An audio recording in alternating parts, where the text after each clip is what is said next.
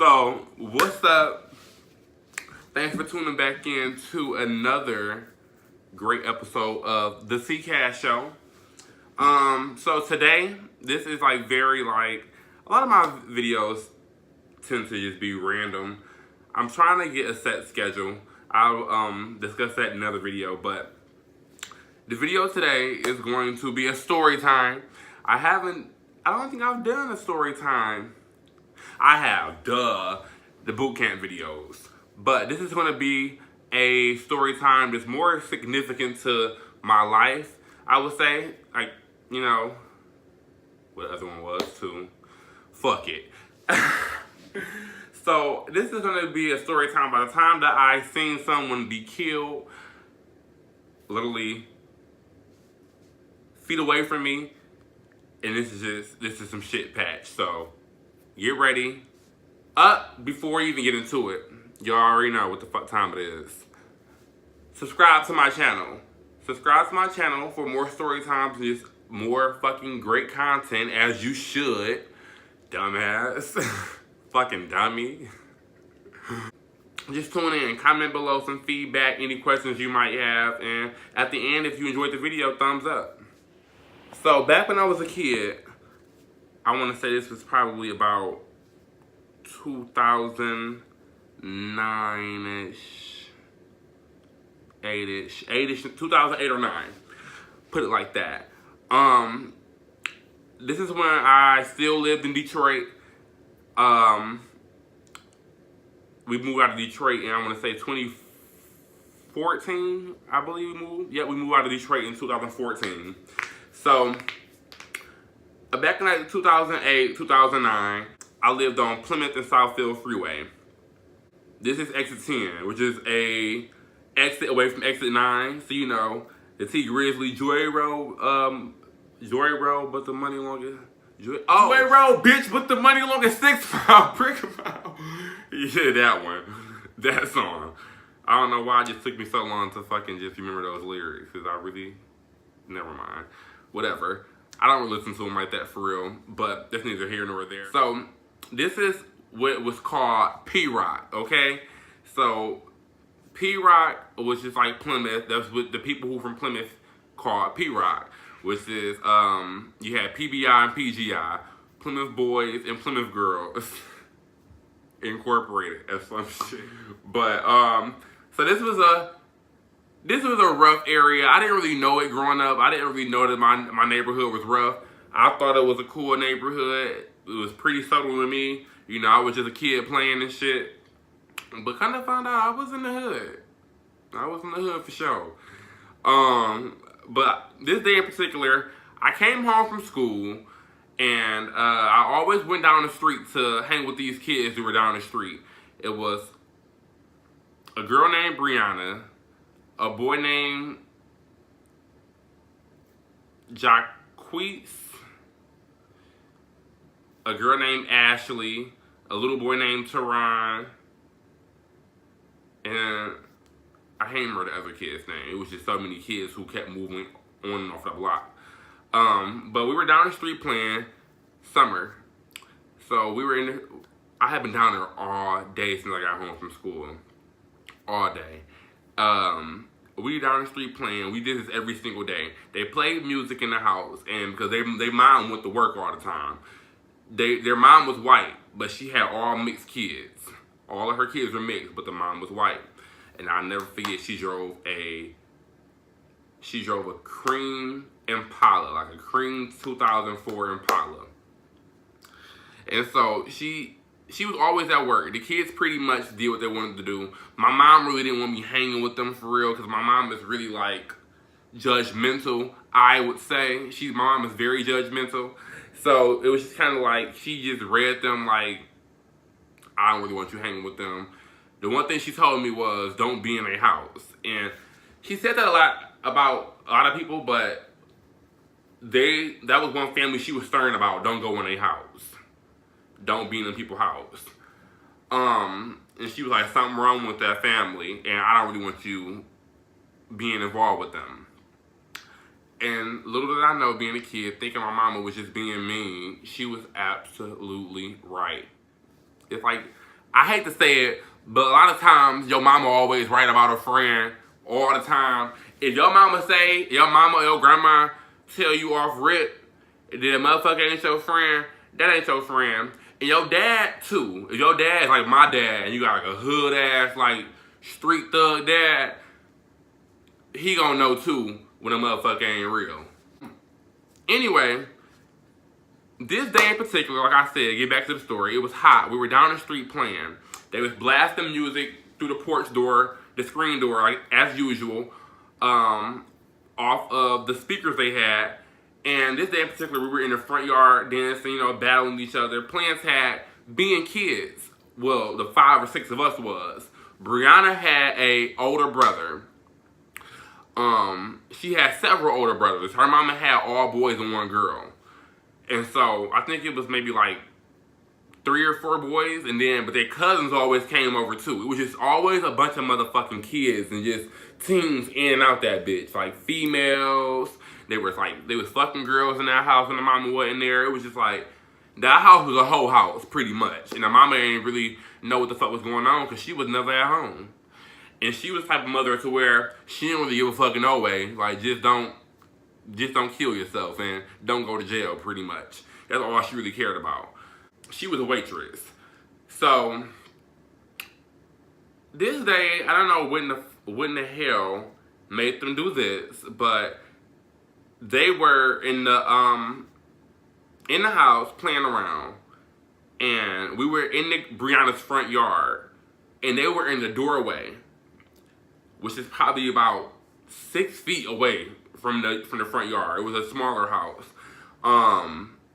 And I'm really by the stairs, and I'm talking like, it was Soulja Boy. It was the Soulja Boy song. Actually, it was Crank That Soulja Boy, Watch Me You. I was talking shit like, now watch me you. Y'all can't do it like me, pretty much. Like, y'all ain't fucking with my Soulja Boy up in this. Oh. In the midst of us playing by these stairs, all of a sudden it's just like a boom. Like, it was just loud as fuck. Like, just loud. Your ears would sting. It was just like, stand still. And all I seen was this body, like, just flying backward, like coming downwards, down the stairs. And there's just blood everywhere. Like, I can see the shit right now. It was like blood just like trickling down the stairs, literally, just like you staying in the stairway. Because they were playing with a gun. Playing with a sawed-off shotgun. Thought the gun was on safety, or no, he thought the gun was empty. He took the safety off, thinking the gun was empty, and they were playing like, I got your ass, nah, nigga. He said something to that extent, and pulled the trigger, and it was fucking loaded, and he shot his motherfucking cousin in the throat, dead in the throat. Shot his cousin in the throat on their front porch. What did I do? Shit. My ass started screaming. I just started screaming. I was like 9 or 10. I just started screaming. My big sister, we're 7 years apart. So, at the time, if I'm 10, that means she was 17. So, she's like 3 houses down from where I'm at. Mind you, we're both down the street because our house is down there in the motherfucking corner. We at the next motherfucking corner being friendly and shit with these motherfucking locos. And bitch, we need to be our ass on Orange Line. But we damn near on West Chicago. Hell nah. We lived on Longacre. So, fuck that. So I'm screaming. And so my sister like, stop that motherfucking screaming like a goddamn fag. Bitch! This motherfucker is sitting here bleeding out. And so she's like, what are you fucking screaming for? I ran down there and I'm like, what are you screaming for like a little girl? Like you gay or something. And I'm like, he just got shot in the throat. news. I can't remember his name, but I said his name, and so she flew down there. And my sister was actually the one who called 911. And they like, grab a towel. You guys need to take the towel and you need to apply pressure to the wound. And my sister like, I ain't doing that shit. I don't know his ass like that. So she told the boy, like, you know, the paramedic said, put a towel to it and just mash it and put as much pressure to it as you can. So my ass darts off. I flew down the street. I flew down the street, man, and I get the house phone. We had one of them cord phones to where you gotta pull the little, you know, you gotta fucking sit there and untangle the fucking phone from the base. So I press my number like, Ma, you need to come home right now. She out hanging and dangling with her friends, maybe about 4 miles away. I'm like, you need to come home right now. Whoop-de-whoop-de-whoop, this man just got shot. I mean, the homeboy down the street who you said don't be in their house just shot his brother in the throat with his cousin, what the fuck ever. He shot him in the throat. So my mama come home. Before I even got in the house to call, the police was flying down the street. Now, motherfucker, I live in Detroit. So the motherfucking police only come in, and motherfuckers know the police only coming this motherfucking fast is if you say shots fired. That's the only time they ass come in immediately. If anything else, a break-in, a motherfucking fight, any of that shit, they'll be there when they get there. But motherfucking shots fired, they're coming now. So by the time that my sister could even call them, and by the time I could even get down the block to even call my mama and tell her what was even going on, the police was just flying down the street. I remember it was like 5 cars. It was just so fucking mind-boggling to me that they fit all these goddamn cars on this residential street at the same time to simultaneously to fly down this goddamn street together. It was like 1, 2, 3, 4, 5. Like a goddamn, what's that game on the little joystick? Like a, the Mantis game. You gotta shoot the little things in the air. They was a line like that. And so my mama, she pulls up, and so we all go back on the street. So my mama made me come across the street because at this point, they had taped the house off with yellow tape that says caution, you know, don't cross line or whatever.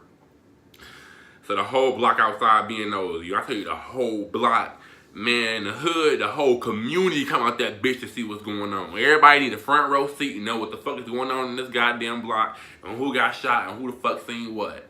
They want all the tea. Okay.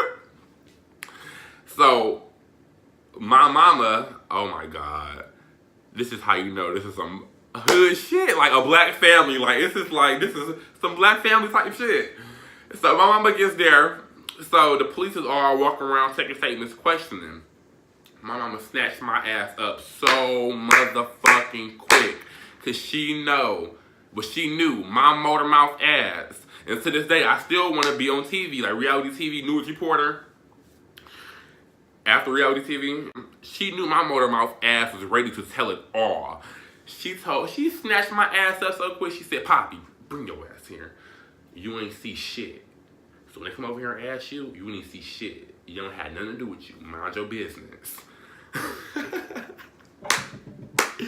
I'm like, Ma, but I know what happened. I seen the whole thing. What the fuck I just tell you? I said you don't know shit. Keep talking your ass to one in the house. And I was just like, I never. You gonna make me go in the house because I know what happened? And to this day, I carry that trait on. You don't know shit. You mind your business. You don't know shit because you don't want to involve yourself in shit that don't have nothing to do with you. Period. So, you know, the ambulance was taking a long time. The ambulance got there before the police got there, but the ambulance was taking a very long time to pull off from the crime scene. So my mom kept saying this. She was like, he dead. She was like, you can't tell me he not about to die. Or if he not dead, he can already die. You can't tell me. She's like, God forbid, but that boy about to die. They not in no rush to get him out of here. She was like, he just got shot in the throat with a shotgun and they not pulling off. They know it's too late. I'm telling you, it's too late. So they end up pulling off, and they pulled off like all I can just remember is just hearing the ambulance, like the engine, like like the humming of the engine of an ambulance or a fire truck, and it was just like the lights was on. You could see in the ambulance there was lights on, but it was no urgency about them getting him out of here, pretty much.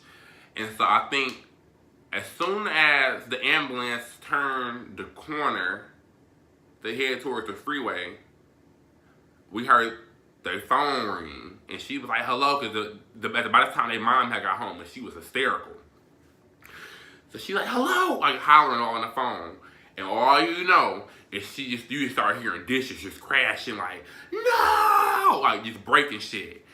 And all I could just, like, right now, I could just hear her, like, she was just screaming no. That's all I just remember. She just kept screaming no, and just like, why? And it's just like the whole block was at like a standstill, like. And mom was like, I knew it. She's like, they wasn't trying to get him out of here quick enough. She was like, they knew that he was gonna make it. They would have got him out of here as soon as they got here. It wouldn't have been on the lollygagging and stuff like that. And so, moving forward, I remember I went to school the next day, and I was just like, when we rode to school in the morning, we went past the house. The blood was still on the stairs, like, the blood was still on the stairs. I'm sorry, I'm just picturing that shit. The blood was still like trickled down the stairs, staining the porch. And then it was just like the house was just was just at a standstill. Everybody was home, but it was just like it was no activity in that house. And so we went to school, I remember, and we came back home. We seen her outside with bleach in a mop bucket and a brush, and she was scrubbing her stairs, scrubbing the porch, scrubbing the blood off her stairs.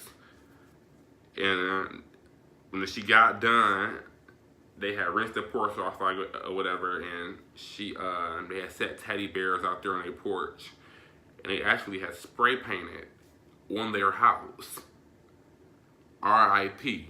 with this boy name. Now, I would have did all of that now, but they spray painted their house, put teddy bears on their porch, and it was just like, that was crazy. They had the funeral down the street at this funeral home in Plymouth called Opie Funeral Home, the hood's favorite funeral spot. They had it at Opie Funeral Home. They did end up taking the cousin or brother, what the fuck ever, who did shoot him. They did end up taking him. They put him in a boys' home for some years, like 3 or 4 years. He was in the boys' home, and he finally got out, and he was like doing like visitations for like halfway houses because it was an honest accident. So I believe the judge may have gave him some grace, I guess, and she might have spared him because she knew from the story and the remorse and the tears that he cried that it wasn't intentional. But it was just different after that. I didn't really hang down there no more. My mom wasn't playing that shit. Nobody really hung at their house no more. And eventually they end up moving. They just moved off the block. And we would see him every once in a while. They had a crazy ass brother. Oh my God, he ended up killing himself. That's another story time. I forgot all about their brother. He ended up killing himself like a year or two later. That's a whole nother story. Fuck it, let's do it right now. They other brother ended up killing himself because he ended up getting this girl on our block pregnant. And they were dating, they used to fight all the time. And he proposed to her. And I believe she told him no. Yep, they were living in these apartments on West Chicago called the French Quarters. The ghetto hood apartments too that everybody run to. But you wouldn't catch me dead. You wouldn't catch me dead living in the French Quarters. But they were living in the French Quarters, and he proposed to her, and I believe she told him no, and he went in the room, and he shot himself in the mouth. He put the gun in his mouth, I believe, and he pulled the trigger. Man, And my mama was so right. That just goes back to what I said in the beginning. Your mother is always right. She said from the jump when they first moved on our block. She said from the jump when they first moved on our block that it was something wrong with that family. She was like, that family is dysfunctional. I don't want you hanging around them. I don't want them on my house, and you don't be in their house. Something is wrong with that family. And my mom is always right about shit like little certain shit like that. Because she told my sister the same thing about some of her friends, and she didn't listen. But that is my story time on the time that I witnessed someone be murdered. Still seeing somebody's life be taken. I seen this man laying on this porch like gasping for air. But it doesn't really affect me. But thanks for tuning in to the T-Cash Show. That was a good story time. I hope you guys enjoyed. Please thumbs up, subscribe, ask me some questions in the comments, and let me know what else you want to see me do.